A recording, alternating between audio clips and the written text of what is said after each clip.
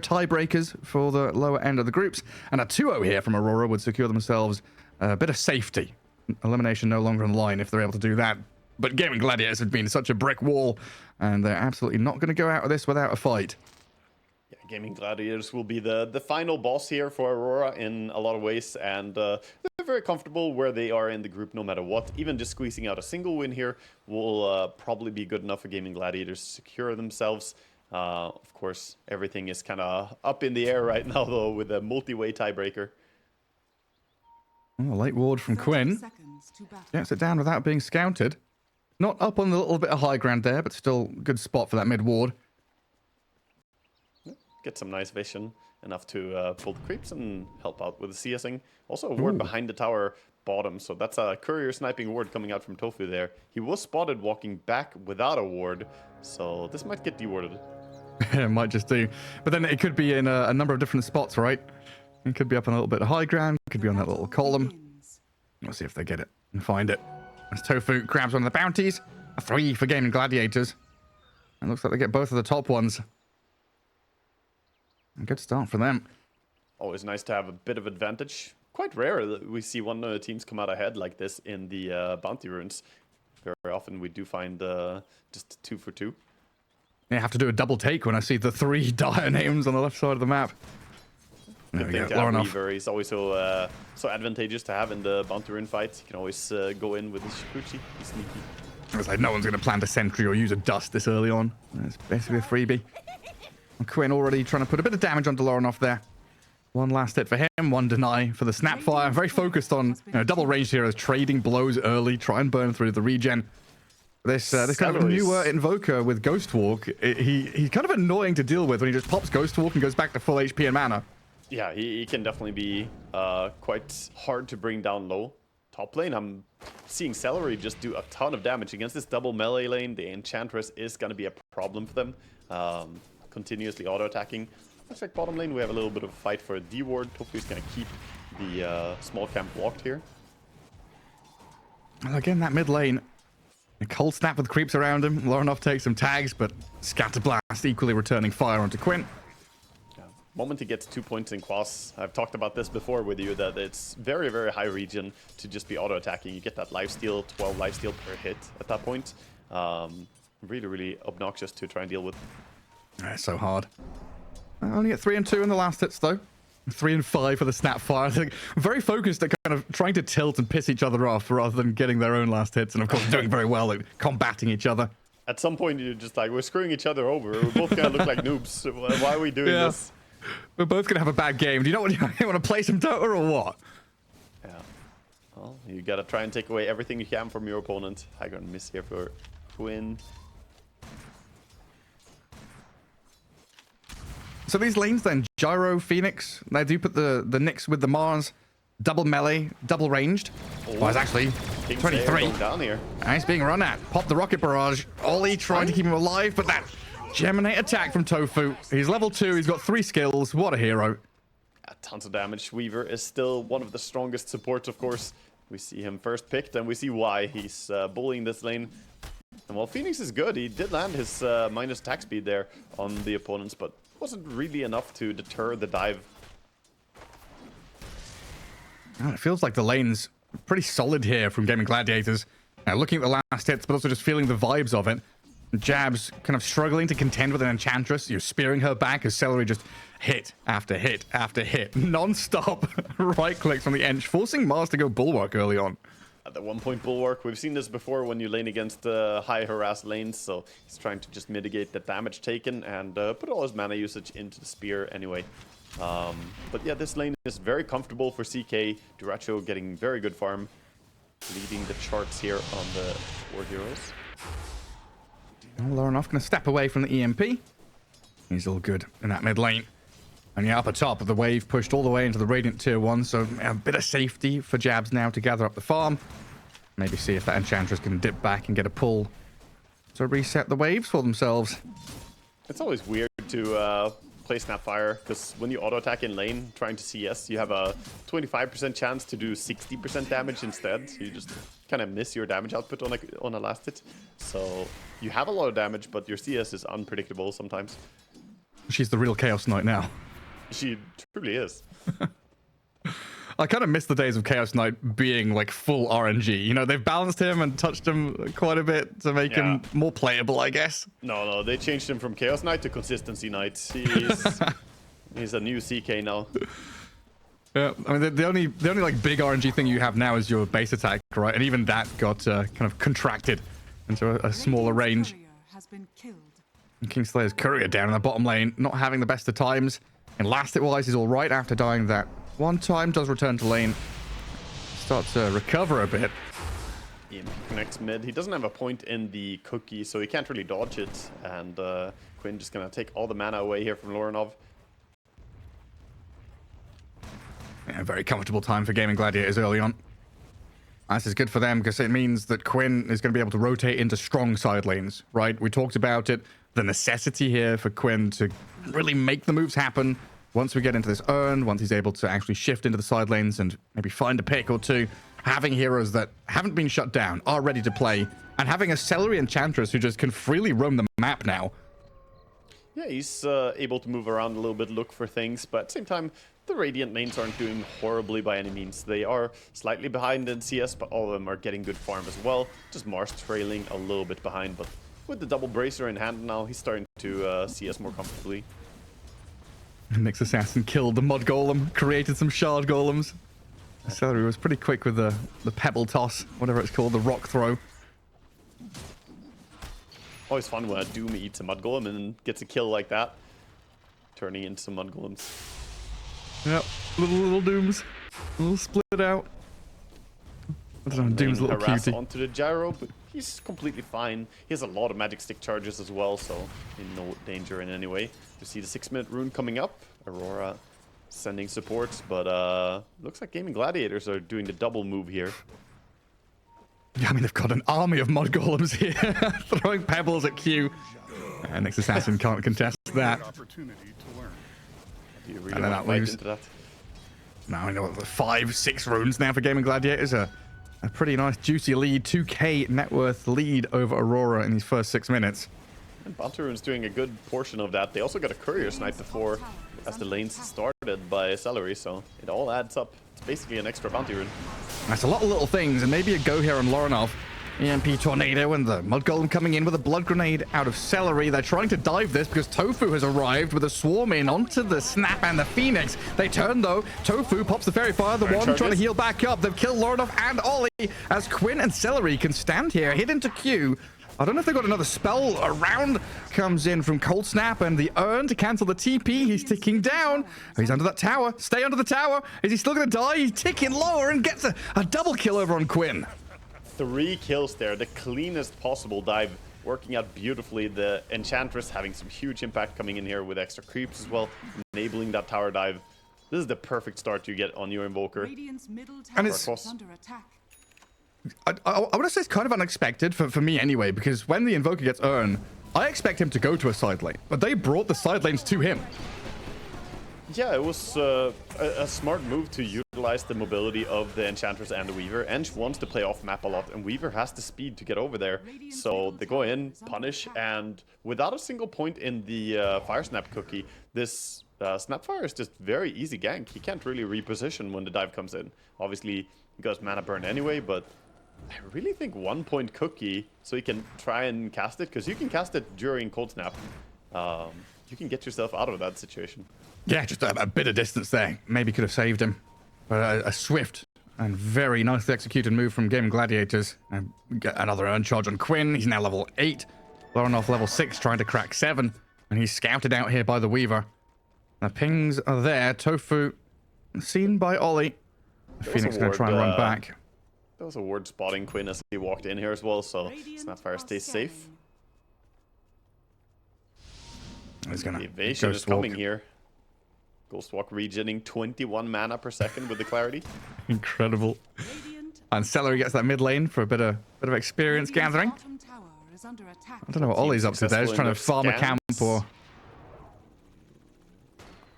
CP is making the move down bottom, so Gaimin Gladiators, 8 minutes in, already looking to take a tower here. They have the Brewmaster ulti, saying that sure, your team has a lot of team fight draft, but we have the Brewmaster at minute 8, and that's a hard timing to hit to fight into. Yeah, it honestly feels like the way the lanes have gone, and of course that nice move from Gaimin Gladiators right now has done a lot to hold back Aurora, who I expected to be making those initial moves much earlier on. They've got Arena, they've got Call Down, they've got Mortimer's Kisses, but they haven't actually got into a position where they are actually comfortable fighting yet.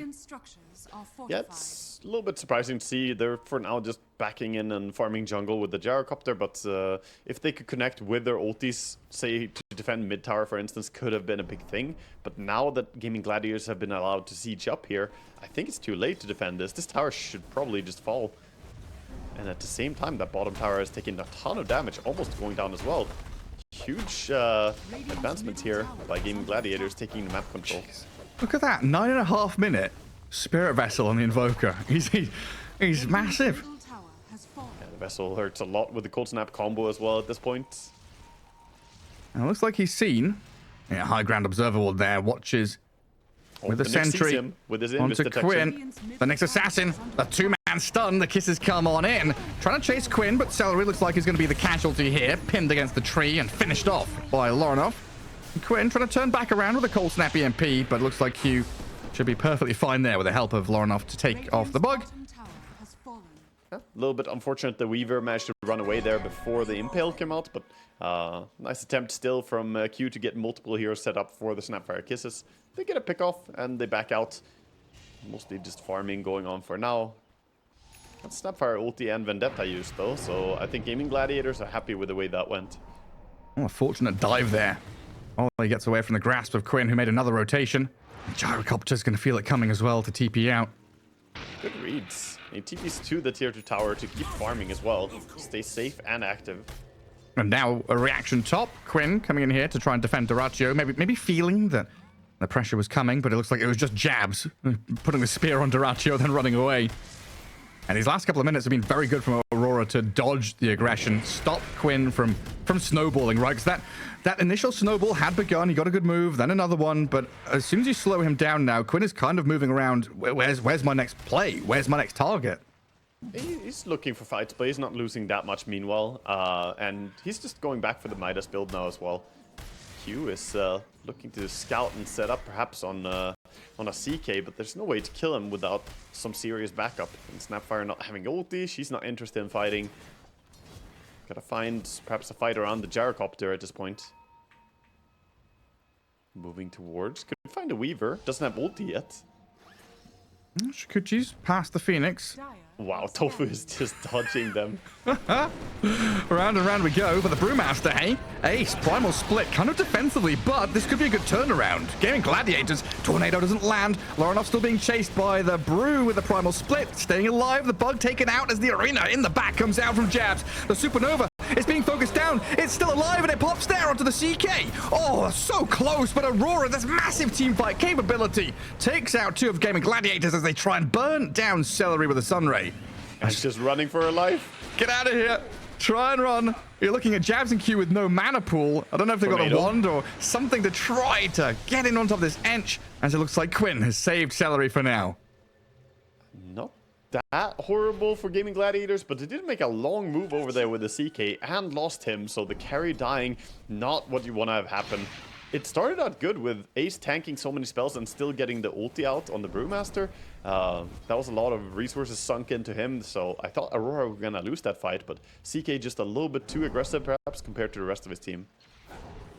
I mean, again, just good patience from Aurora, not taking a fight until they know that they've got the tools to win it convincingly. And they bring the numbers, they use all their cooldowns, and get some pretty big kills. And then it's back onto the map to farm. You're getting closer to this blink on Jabs, which will then, of course, unlock his potential. Yeah, he's just staying on this lane, building items for now, and that's good. He did connect, used his Arena, but what he really wants to do is just work towards this blink. That's going to enable them to make ganks. Meanwhile, Gaimin Gladiators wrapping around, but they were spotted by this Radiant Observer Ward. Jabs running back. Still going to get caught here. The Dire creeps. Traced him all the way back close to his tier 2 tower as Q. Well, he's thinking about maybe saving the Mars there, but realizing the Chaos Knight, the Invoker, they've all joined in.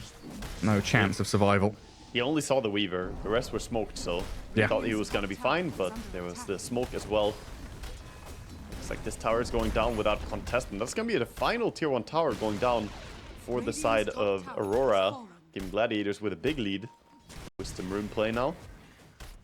Q sees Quinn. It's just a matter of getting in here. And Mars respawning in a couple of seconds. They've got Q to maybe start things off. If they could just get into position to follow through. They're trying to sprint past the creep wave in towards Tofu here with the stun starting it off. He is level 7, so time-lapse is ready, but it looks like he doesn't even need it. He's burning down. Oh. On the edge. Very, very close to dying there. He's fine. He's fine. He's fine. You know, the only HP that matters is the last HP, Gareth. Okay. That's fair. Yeah. Yeah, holding his ulti was important, because otherwise he would just go back into everybody and easily get caught. So patience from Tofu there coming out. And Aurora bringing everyone wanting that 5v5, and Gaimin Gladiators just not giving it to them. Gaimin Gladiators also stealing some ancient stack here, getting a lot of gold for themselves. This is giving space for the Gyrocopter to build up. He has his Crystallis already, so going for that fast farming. Falcon Blade, Crystallis, and then Aghanim's builds. Speaking of builds, I'm a massive fan of what Ace is doing here. And we've seen this shift the past, honestly, just the past couple of days, the main group stage. Like during the play-ins, during the qualifiers previously, it's all been about this double brace of Radiance move from Brewmasters. Now we're seeing a lot more of the Spirit Vessel, the Pipe, even just like, you know, Vlad's or something to give an early aura to your team and play fast. Snapfire to target, under vision here. Oh. Lorinov stepping up, facing off, but Q, he's in the midst of them all. Q walked in a little bit over a sentry there, gets caught out. Does mean Snapfire gets out, but perhaps they can catch someone else. Phoenix is around. Yeah, I mean, you mentioned these tier 1 towers falling, and just looking at the kind of mapscape here, it's difficult for Aurora to get towards tier 1s or even position themselves for a team fight. They've kind of just got to wait for Gaimin Gladiators to come to them. It makes the game very comfortable for Gaimin Gladiators to play now. They have all this map space, and look at the wards they have. Just beautiful wards placed right now. Tofu utilizing that Weaver to get deep wards. Even Salary has been just running around planting the bottom one. They have perfect vision right now to keep dominating the map. Difficult to break this spot here. We do have Blink on Mars, but at this stage you need to mobilize around the snap, I suppose. Difficult to do with all this vision, though.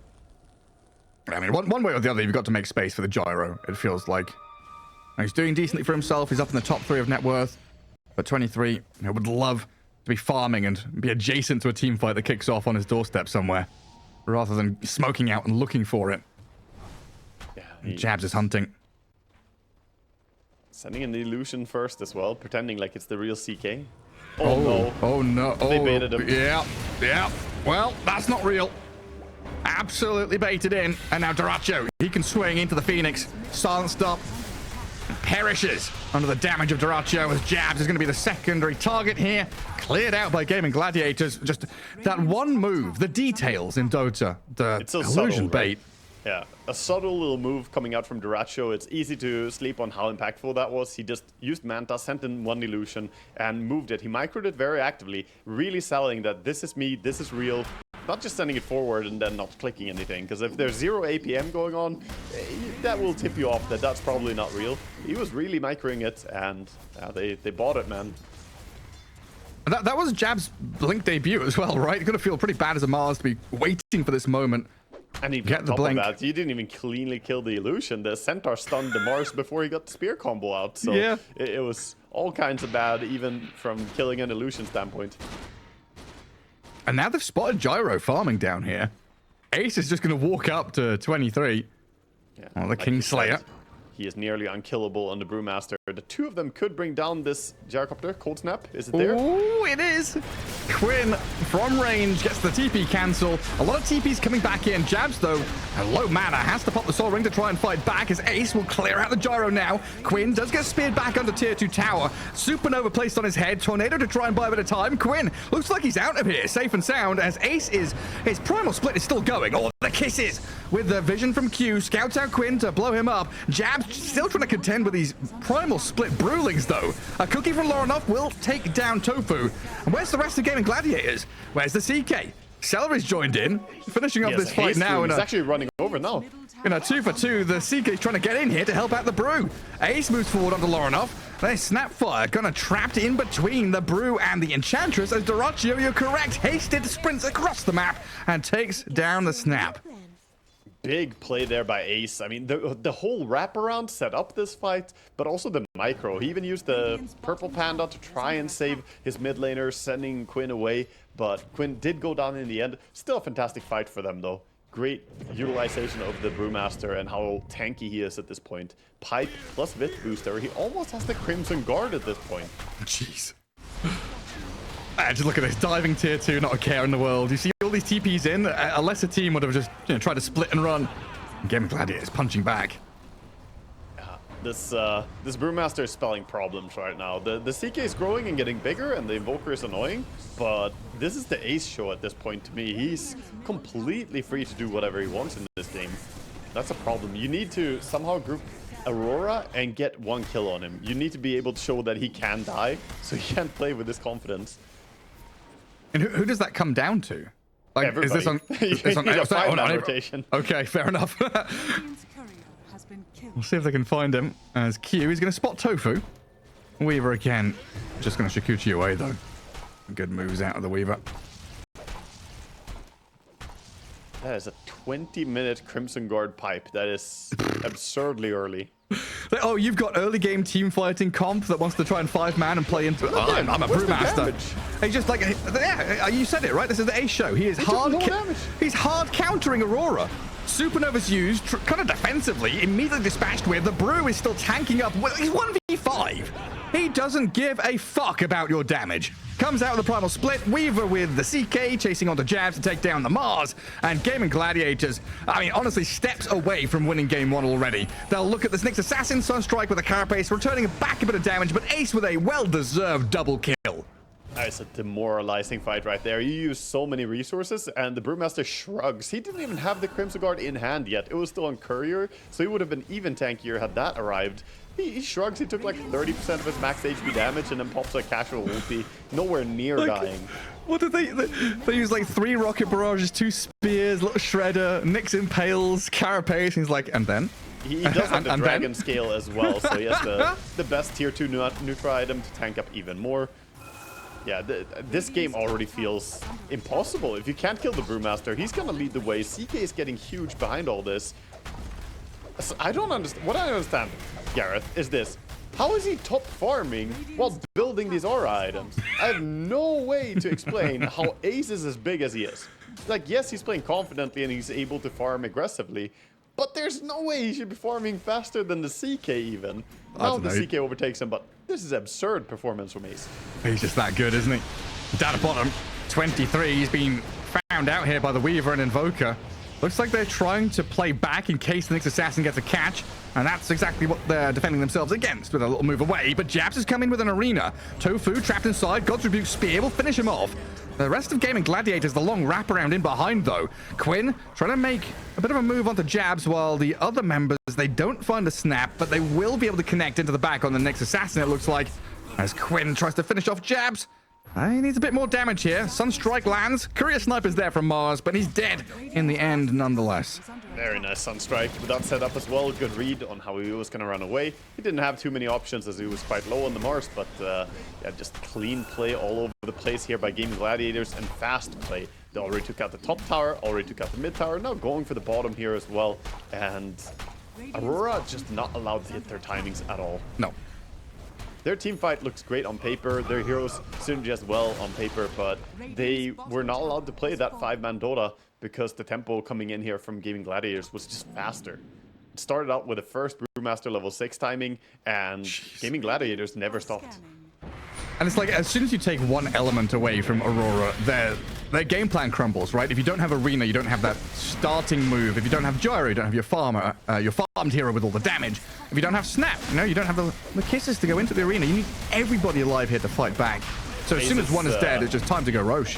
Ace is embracing the patch as much as possible here. He's saying, okay, we'll go Greaves next. Don't be surprised to see a Lads next, maybe, you know, get some more stuff. Maybe after the Greaves, he'll finally be selfish and say, you know what, maybe a Shard, you know, something for yourself. Spoil yourself.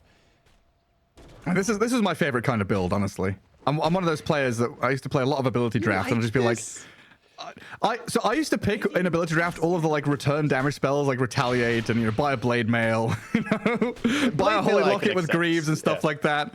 Just become unkillable. You know, I like walking at people, watching them cast spells at me, and just shrugging it off and saying, yeah, what next? See, I enjoyed the blade mail part, but I enjoy the blade mail part where both of you are taking damage. The glass cannon blade mail, not this unkillable. If he wants, he can also have the 100% evasion, which is completely fair. You know, as though he wasn't tanky enough, he is Brewmaster. Oh, hello. Level 15 talent. Little dusty dust out, quitting on to the next assassin. Who else is all around here? CK. There's a Phoenix. Ooh. He's TPing out. Nice run. Oh, watch out there.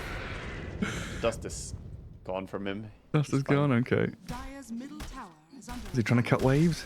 He doesn't know what to do with himself. He's like a bounty hunter in a losing game. He's just walking around. It's courier hunting time for this Nyx. He has nothing else on the map he can do. He's looking at a courier coming back here. He's going to snipe it. This is a bit of gold. You start small. Boom. 90 gold. Times 5, of course. And Quinn's going to get one down bottom, though. Jabs, courier. Oh, that's BKB gone. Oh, no. 2 minutes. No BKB. Sent it down straight down the lane, and there were actually multiple wards that kind of saw that courier coming in. Duracho playing very aggressively. BKB's up for him, though. He's going to drag back Jabs, give him a few hits, and then walk back. That's pretty disciplined BKB usage right there. He even has Aegis. Could have held it and seen what happens, but he doesn't take any risks here. He's not giving them a chance to come back. Doesn't want to get stuck in the enemy base. And Nyx still hunting couriers. Look at him. He sees one. Oh, I'm not going to get it. Yeah, this is looking real rough. We're not seeing any exciting items coming in for Aurora right now. They do need to hit that like rapier timing, but it's way too far away. Greaves on the brew, but Weaver got the Mage Slayer. First time this patch. Interesting item. Yeah, I think he's allowed to buy whatever he wants in this game, honestly. Topic just wants a bit of survivability. This is to survive the Nyx bursts. There's the Dagon Nyx. He doesn't want to get one shot by him. And Mage Slayer kind of makes sense on Weaver. He can auto-attack stuff and take away damage. Oh, they still have a glyph. Creep wave kept alive. The catapult, most importantly. And this bottom lane barracks is gone. There is no intention of defending here. Gyrocopter's still working on his BKB, but he might get caught out here. Double TP. Oh, they're coming up top. They're trying to catch him. 23 Savage, Tofu and Quinn on his tail. And they've got Rod of Atos, Cold Snap, plenty here to fight and kill off the Gyrocopter. Meanwhile, down at bottom, Jabs has made a jump, but he's blown up by Ace and Duracho. So the barracks fall. You've lost 2 cores. They're dead for 40 seconds plus. And Gaimin Gladiators just move into mid lane while they're also pushing top. You can back it up. It's just over. 17,000 gold lead at 26 minutes. There's no real play to make here.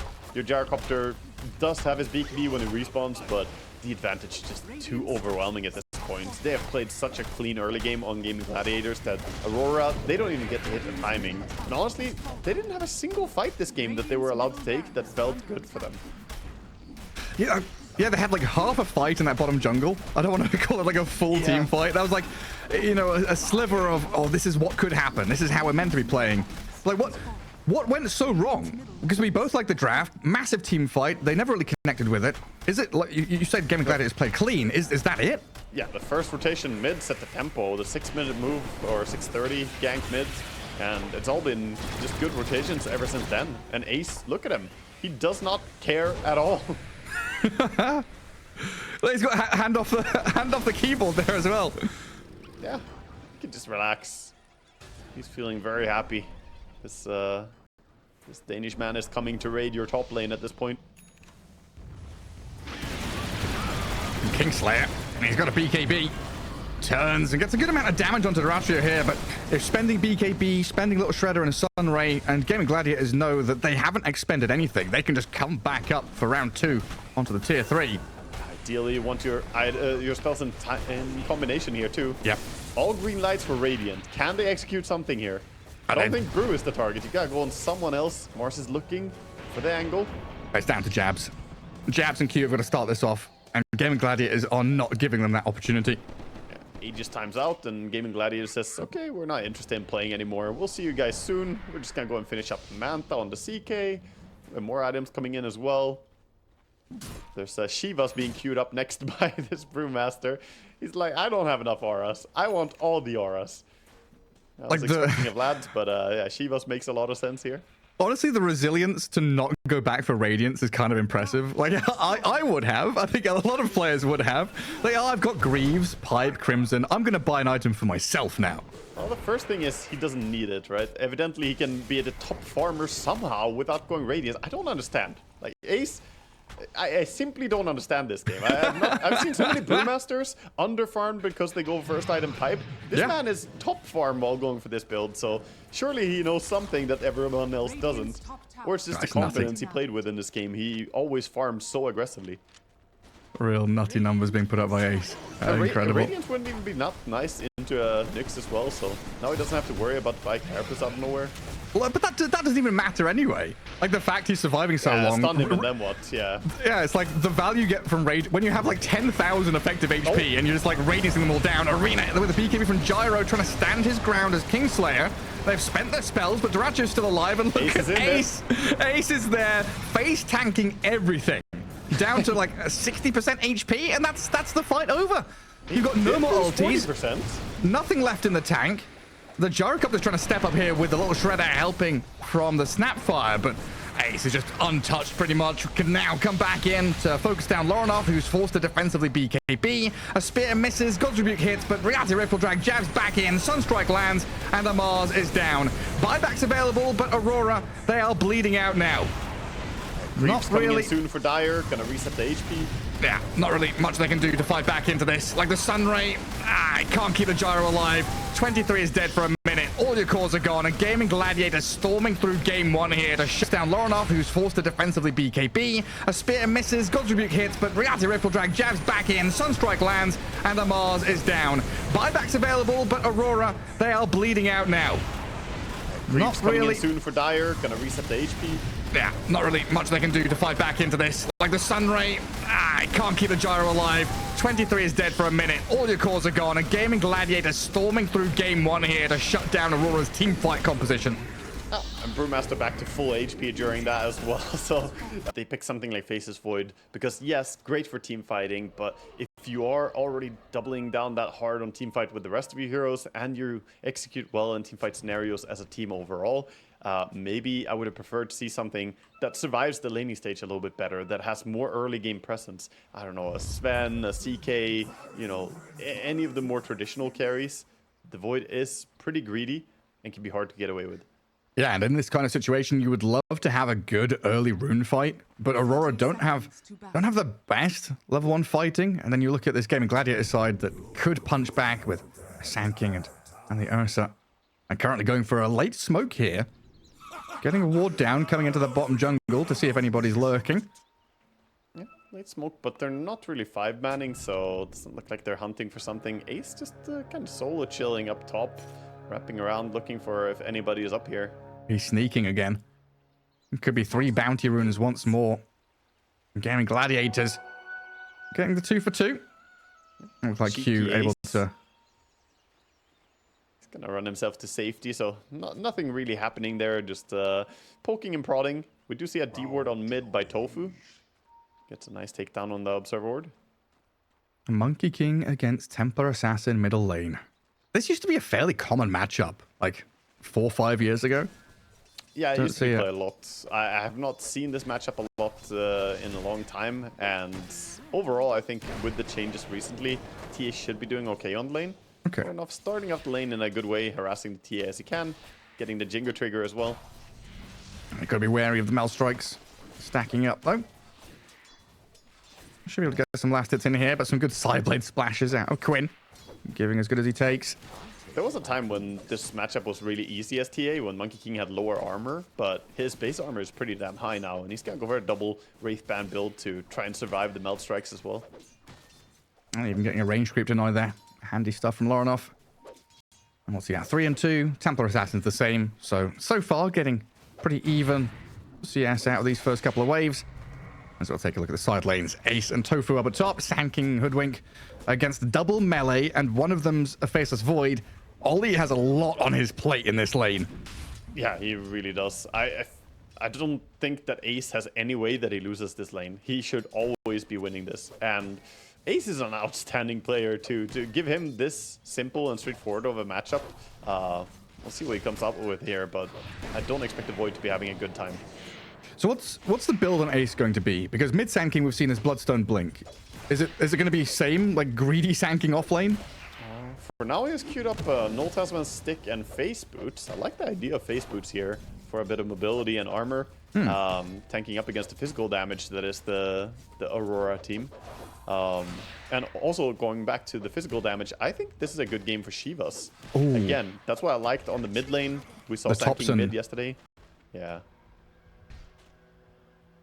Yeah, that looks real handy. Then you can still think about, like, Shiva's Guard, like, even just Veil is a good kind of stopgap item. Thinking, okay, Veil, do I want to go Shivers? Do I want to go back into a Greaves, a Bloodstone, a Pipe? Getting run at. Nice. Yeah, you're right. Accelerate. Poison. And the Fury swipes were there, but Q able to get back into the trees. Not a comfortable time, though. You see Dyrachyo just stepping up here. Knowing that Jabs has a couple of spells on cooldown. Get some good damage in onto them, and Q has shown himself, but the Spear comes back up. Pushes Dyrachyo back. Bottom lane doing quite well for the Ursa. Meanwhile, top, a little bit of trading happening, but Time Walk from Void gonna keep him safe as well against the Hoodwink and Sanking combo. It's more the damage over time that's going to be a problem for him. The burst potential is hard into Time Walk, but Stinger just, it's so low mana costs. Nice mischief dodge on the Meld Strike there from Lorinov. 49 already. Getting He's the upper actually hand. outplaying mid pretty hard. He is 16, 17, and 9 now versus 9 and 2. So sure, this matchup can be dominated quite hard if you know what you're doing. Yeah, bringing the pain. And Quinn got a lot of catching up to do now. This is the kind of lane where, you know, a support rotation in from Aurora could net them a kill on this T8. We'll see if he keeps doubling down into the Jingu and the Banda Strike, or if he's going to put a point in Tree Dance on level 5. I think Tree Dance will be good for enabling his rotations as well. And the fourth hit is there. And immediately Quinn back behind his tier 1. Don't want to get hit over and over again by this Monkey King. And Monkey's just destroying this lane. See, I feel like this is what I remember from back in the day. Like, but it was like Orb of Venom was very good back then. And TA would just like get slowed down, get killed by a support rotation. But yeah, a lot has changed. Like Dota is so cyclical. You know, Monkey King goes from like beating TA to losing against TA to winning again. Yeah, it goes back and forth. And honestly, now with the boots as well, he's chasing after here, preventing the shenanigans. So that range creep is gonna die. Well, you pull in that wave, Quinn. And he can keep this double creep wave here. This is some interesting mid laning. Yeah, where are we going? Well, Quinn at least is, yeah, going to gather up some CS at the very least. But Monkey Now King the creep having wave is so far back, he has to push into the tower here on the TA, try and get anything. A tremendous time from Aurora. And his lane is looking much better. Even the Faceless Void, you know, having a little bit of a struggle up top, but still getting CS and not dying. The most important thing there is just staying alive against these Gaimin Gladiators lanes. He's staying alive and he's getting stuff, but look at what Ace is doing. He's already just dominating here, pulling and farming the small camp plus the creep wave. This is ramping up his farm, and this is what I didn't see any way to stop if you're Aurora at this point. This Sand King will get monstrous free farm. Save your couriers! Yeah, he's looking for couriers, but he's also just pulling to some jungle camp here. He's going to find a troll camp. That's a pretty nice one. He will farm that pretty fast. Yeah, he's going to be massive. A huge Sand King. It's one of those situations where we kind of knew Aurora going to lose that top lane. It's just a matter of, you know, how much you lose it by. So it's kind of good that they haven't been completely crushed, but of course Ace is always, like you say, going to come out on top with a pretty hefty lead right now. 3,000 net worth, 6 minutes CS. in. Yeah. Minute 5:51 CS. That is absurd. About minute 6, but yeah, this is crazy timing. Well, Ollie coming into mid. Region Rune has spawned bottom, though. Looks like Loranov will get his hands on that. And Gaimin Gladiators also trying to bring a support in to help out the TA of Quinn. Oh, look at that difference there in the mid lane. Yeah, Loranov just playing a really sharp game here. Always nice to see. He's only a silver tier on his Monkey King, but he definitely knows what he's doing on it. Oh, for sure. At least the TA can kind of come back and catch up with some ancient farming, but up at top, oh, Ace. He just about gets out with a Burrow Strike. The sleep is here with a Stomp and a Sentry down. Seeing in the Sandstorm, Sand King, the damage he's putting back onto the Faceless Void. Might get a trade for Tofu here as Ace is killed off with first blood. But there's Tofu trading out for the Faceless Void. Big rotation. Both teams actually, as Quinn also ran over there, making sure to help the Wing get the kill. They do get the first blood on Ace. That's a good shutdown considering how he was pulling ahead. Quite a slow first blood there. The average 2.5 minutes. I see this one about 6.5 minutes in. Yeah, a little bit slower.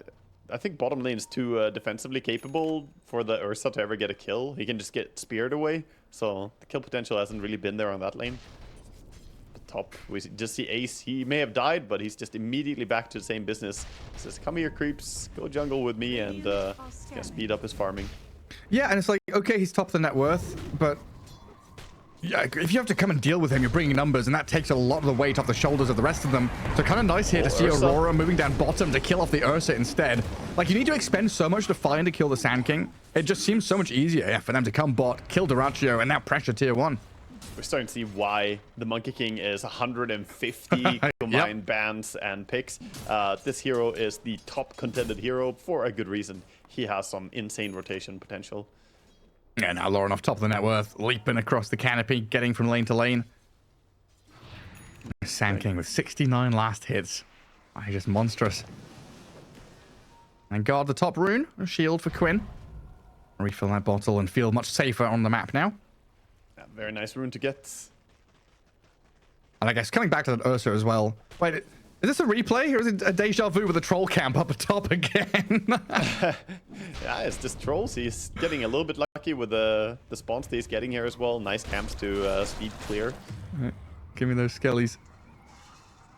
He has maxed out Sandstorm now on 2-point Stinger. Smoking up the top. Skilling up the ulti though, since that does level up your damage as well from the Caustic Finale.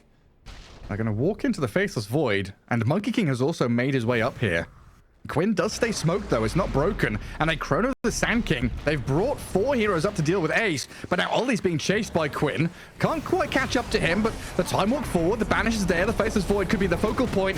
Kingslayer trapped in the Sandstorm, Burrow struck, but he time walks off all the damage and stays alive. Now with the Wukong's out, Loranov turns the fight into Quinn, as Tofu and Celery, not much left to give. Full retreat for Gaimin Gladiators. That's why he maxed out the time walk. Staying alive there, has the low cooldown. Hard target to focus, and aggressively played by him. Nice moves by 23, knowing that he can go in to be the first one. Still some emphasis on the top lane. Everyone's up here. It just continues as well. Loranov with another jump onto the TA. Faceless Void into the back, finding the supports. Bushwhack comes out. Quinn, there's no escape from this because Japs has arrived with an Arena Spear.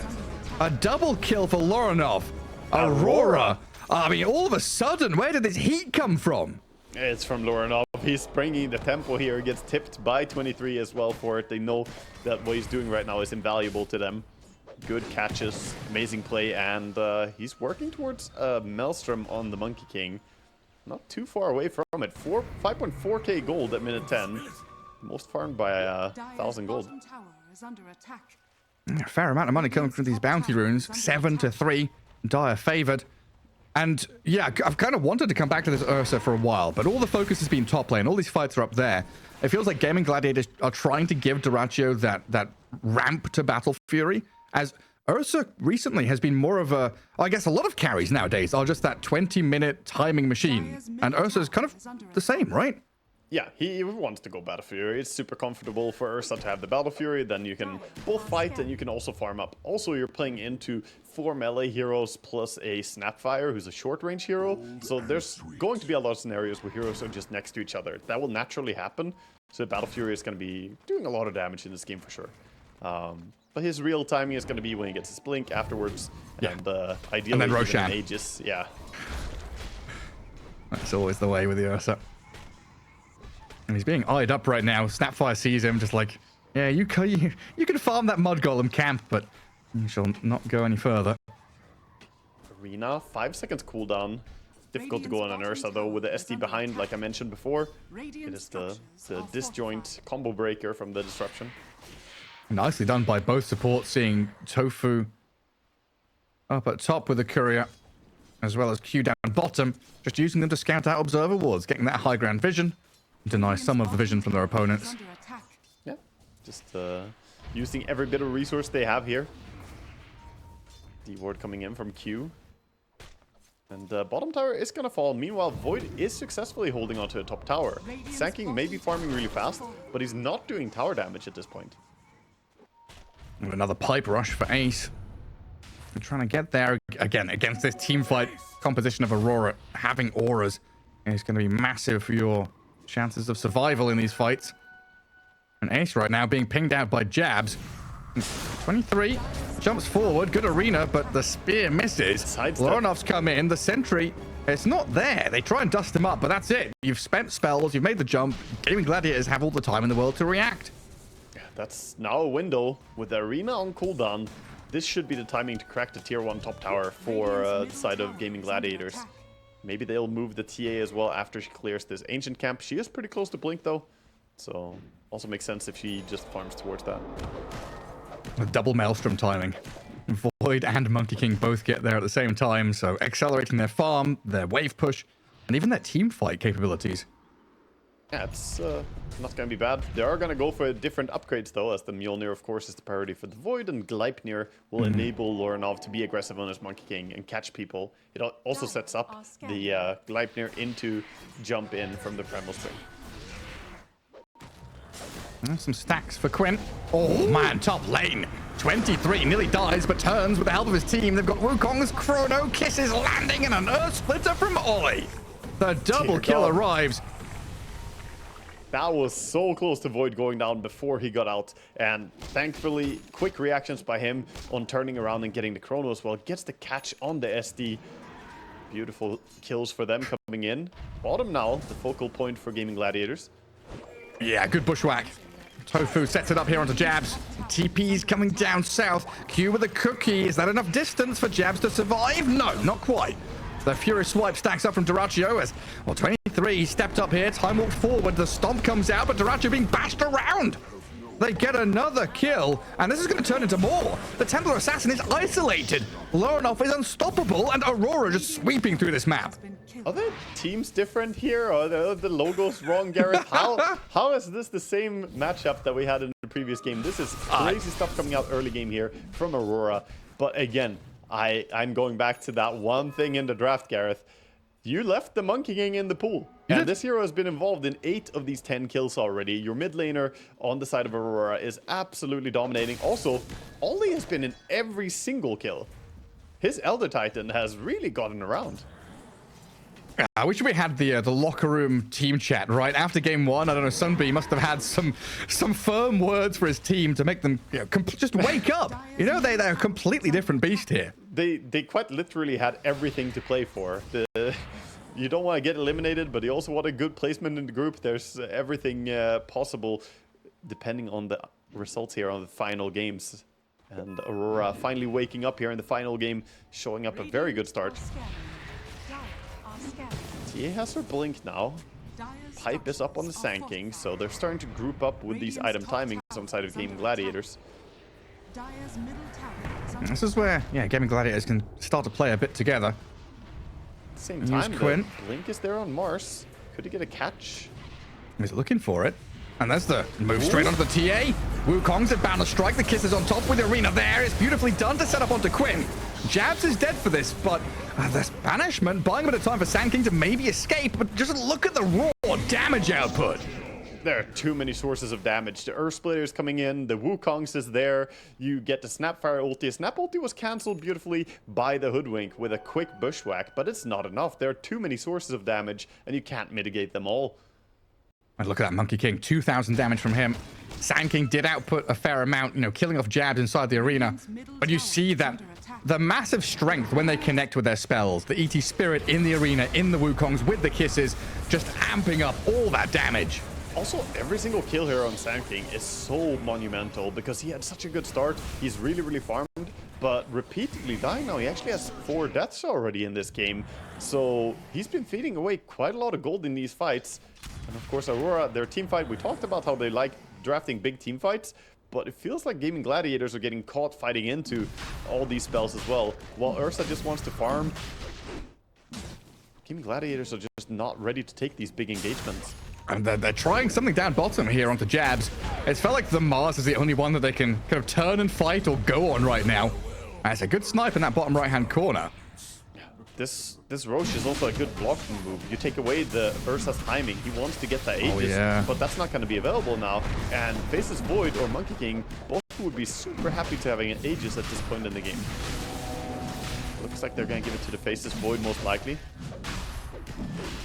I mean, he's been playing on the edge. I don't know how many times I've seen 3 or 4 instances where 23 has been, you know, centimeters away from dying, gets off this last second time lapse. Now, of course, can play much more freely with Aegis, with about Sands. the Faceless Void pick, but it's been working out really well for them. The way that he's been playing it has been great. He even opted to not go for the Mjolnir upgrade first, went for a Sanj. Just goes to show he understands I need to survive the burst. If I survive the burst, I will be fine. And that's been the story of a lot of these fights. Yeah, I mean, even just time dilation has felt really useful. You know, often an understated skill of the Faceless Void, but in this early game, it's probably his best skill he has in terms of team fighting. Time lock. I don't think I've ever seen someone do that on carry Faceless Void. So yeah, he really appreciates the damage. Oh, Doracio's been found. The double circles come down with the Earth Splitter and the Spirit on top. I mean, he is enraged and trying to tank through it, but look at this. They expend. Where's your timing now?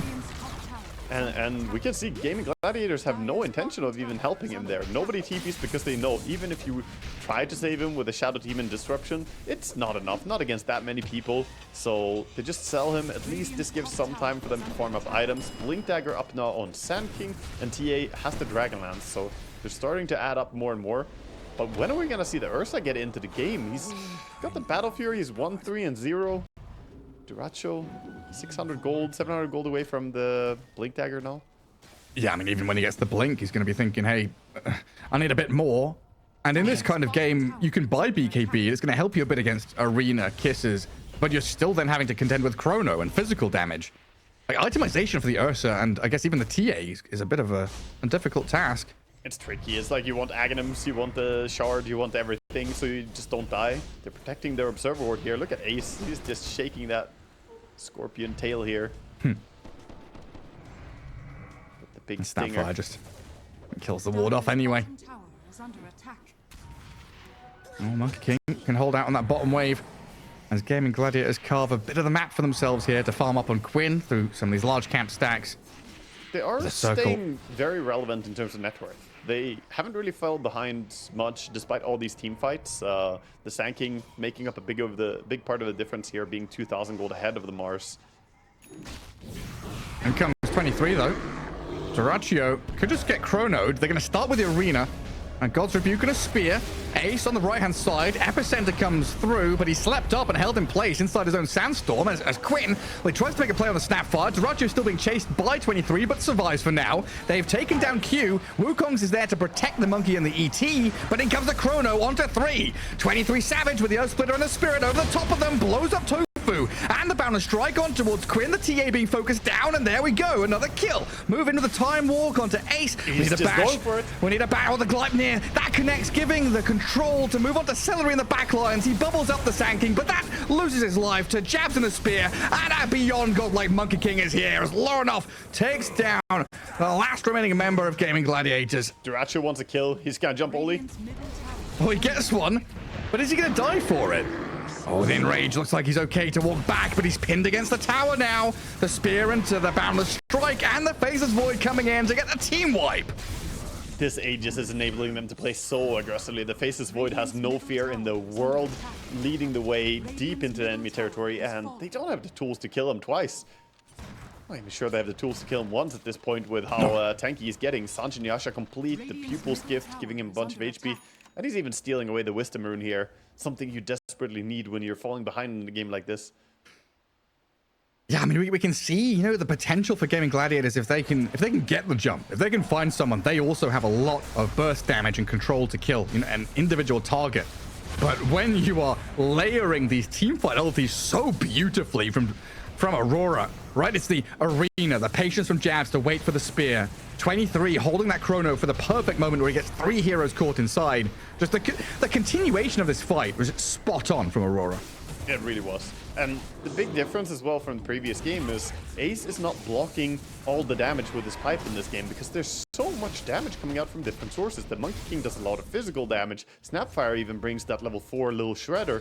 Faceless Void, of course, auto-attacking a lot. So, yeah, you have pipe, but it's not really enough. Ace gets spotted here. Oh, in the arena. Straight onto Tofu's Hoodwink. Caught in the trees. Jabs. Faceless Void is on him. Finish it off, and you're right. In comes the Monkey King, appears from nowhere. Ace, this tanky Sand King, not so tanky anymore. Death number 6, just I don't know, a desperate story here for Gaimin Gladiators in this game as Aurora are winning every single engagement by a mile. 10, 0, and 8 on the Monkey King now, beyond godlike in this game. And I love what he's doing. He bought the BKB, now going back for the Shard. I think this Shard is underestimated. After the recent buff it got, so now if you stun, not only can you move yourself, but you apply a 60% max power Primal Spring on top of your stun as well. Yeah. That's a lot of damage added in again. And look at the mobility. It just looks like cheating. If you just follow the Monkey King for a few seconds, it feels completely broken once he has the 15 talents. There he is. Like, oh, he was top lane a second ago. Now he's down the bottom. Where's he going? This mobility is absolutely fierce to play against. Man, it's just absolutely wild that kind of thinking about game 1, it's like a very similar draft from Aurora, right? They've changed a few elements, but this is, you know, still a massive team fight draft with big circles, lots of combat. The difference coming out of the laning stage, though, with this Monkey King, just someone who can set the tempo and start things off.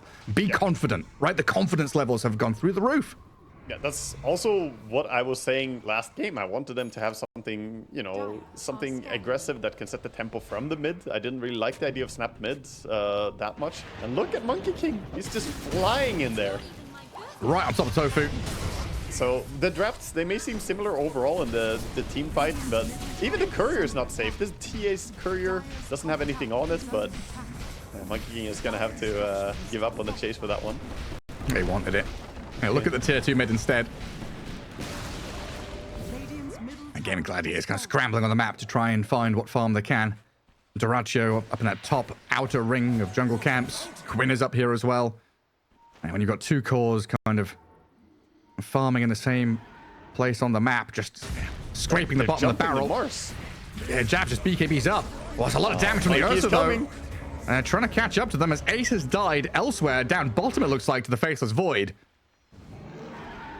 Okay, they're just gonna TP or get out with Monkey King top. Finds himself a DD rune on top here though. Surely he's gonna dive something with this with BKB in hand. I can't imagine he's too scared. It's just a matter of who can he find? Who's gonna show? And I guess right now we're getting pretty close to Roche respawn. 20 seconds for fast spawn, about to turn nighttime.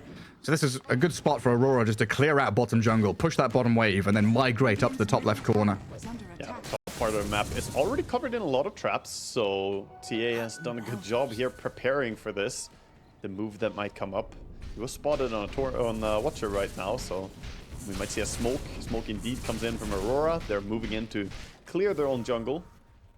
This is one of those make or break moments though. Like the amount of times we've seen teams, you know, fight into Aegis or even just fighting into Roshan when you're behind and having a good time. Gaimin Gladiators still, you know, 6k lead for Aurora. The tempo's definitely been in their hands, but this Roshan fight could be the way back into things for the Gladiators. It's one way back into the game. Maybe Tia gonna go on the Snapfire here. Okay, Quinn unloaded quite a bit of damage, but now the Monkey King's on him.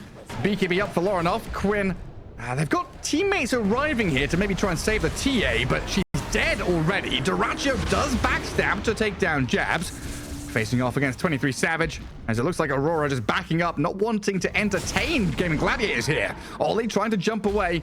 Just get a bit of distance with the Force Staff, and the Bash is now arriving onto Dyrachyo, forcing him to BKB up. He's already spent his enrage, so the damage comes thick and fast, but Tofu, thankfully for them, saves him, but the Monkey King over the top of the trees, collapsing on this Ursa. The Bash to cancel the TP. Gaimin Gladiators, they took their chance. It will flop and fail, though, as they'll lose 3 in a row. Oh, 4. Lorinov beyond godlike. The streak continues. Ace, the only one left standing, gonna scutter and scurry away. Gleipnir off cooldown there, no TP out for him, and Roche 1 minute away, so not going to be a fast spawn. They're going to check it right now, but another fight not going the way that Gaimin Gladiators wanted. Pretty aggressive to try and poke even there as TA against the Snapfire. We see the punishment come in immediately. The cavalry just flew in, quickly Gleipnir's him up, and he was in trouble. And even the Ursa here, doesn't matter if you have your ulti going or your BKB going, you cannot stand a sustained fight against this Monkey and the Void. And of course, the Bash. And by the way, the Void has a full butterfly now. We're hyping the Monkey King a lot, and he is truly the MVP of the game. He's the one enabling everything. But this Faceless Void is enormous. Mjolnir, Butterfly, Sanjasha at 27 minutes. And this is one of the hardest late game carries in the game. You do not want to stand toe-to-toe against this. As a TA or Ursa, the Butterfly is a devastating blow. That evasion is completely changing the dynamic. Yeah, and again, this is where Aurora really shine. Going to that mid to late game, big team fight, stacked up 23 Savage, Faceless Void. This is what they aim to play for. Yeah, they need some mana over on the Monkey King, but they do have Mana Boots and Greaves in the team. Monkey's gonna clear the creep wave with smoke coming in from Gaimin Gladiators. But it's not a 5-man smoke. They're trying to steal the Aegis maybe here, just low commitment. Well, Dyrachyo came in behind trying to clear the wave. He doesn't have TP. He does have BKB, but his enrage is over. He's going to get chased down by Aurora now, trying to clap back to high ground, but the Monkey King gives chase, and the Faceless Void is there. The gap close they have on Aurora is just disgusting. It's not just gap close, it's Monkey King. He's always able to be everywhere. It's just, imagine a Storm who has somehow 100 mana regen from the start of the game. It's what it feels like playing against the level 15 Monkey.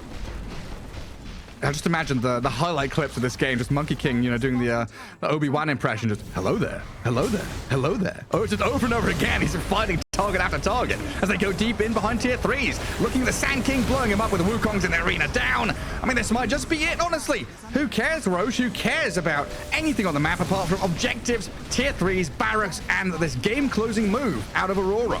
Yeah, beautiful deep dive there by Jabs getting in as well, and I don't know how do you ever defend. The Chrono is still available, so if you want to fight, the Void is happy to take you on, and without the Sand King, how do you burst them? The physical survivability, as I mentioned, TA cannot do anything into this. She's desperately trying to finish an MKB, but it's just too late. Radiant's middle barracks are under attack. 2 full sets gonna disappear here, it looks like. I mean, Gaimin do have Glyph, right? Yeah, they got the glyph after the melee racks fell there, but they're just gonna make a devastating blow to the racks and then fall back and say we will take Roche as well. And with Aegis in hand, they will come to finish the job.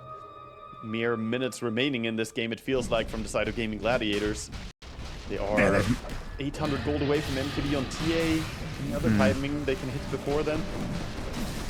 It's like they've got 1, maybe 2 fights left in them. Yeah, I think a singular fight most likely is going to be it, because the push is coming to your high ground, and if you don't win it, that might be it. And Aurora just very quick off the mark. Take the barracks, go back to Roshan, through the twin gate, push out the waves, and try and set yourselves up into that bottom lane. We see the damage dealt there, 23,000 from Lorinov. A spectacular performance out of his mid-Monkey King. The man of the hour. He has a full Aghanim Scepter soon as well. He just needs 800 gold, and with the mobility he has, he farms it incredibly fast. I have Skadi as well, by the way. The item timings are just absurd for him. TA. Away she so goes. Cautious. She doesn't have a BKB. And He Aurora. bought the Ogre Club, Ogre Axe, and then went back for MKB items because he knows it's the more important thing. Yeah, I mean, you can't stand and fight. You need that immediate burst damage to kill someone off. Ursa, TA, kind of physical bursty heroes need to be able to dish their damage out. As we do get Aghanim Scepter on the Shadow Demon as well, but your high ground is being assaulted right now. Oh, he has Elven Tunic as well. TA is the only one who's going to be able to kill him here. The Sand King has a decent amount of magic burst as well, but physically, Ursa cannot do anything to this. And Jabs immediately snaps into action onto the TA. The only person that can maybe kill the Void is being jumped on with the Arena and the Wukongs, kissed down by Mortimer's lava and dead for 70 seconds. Onto the Shadow Demon with a Chrono out of Kingslayer, catching on the Shadow Demon, but not quite clipping Ace as Dota2 goes and tries to face off against Aurora. Gets in there with his BKB, holding the Enrage, but Jab's so tanky, just stands his ground as the rest of them focus down on the Sand King. GG is called, and Aurora take the game to victory. Aurora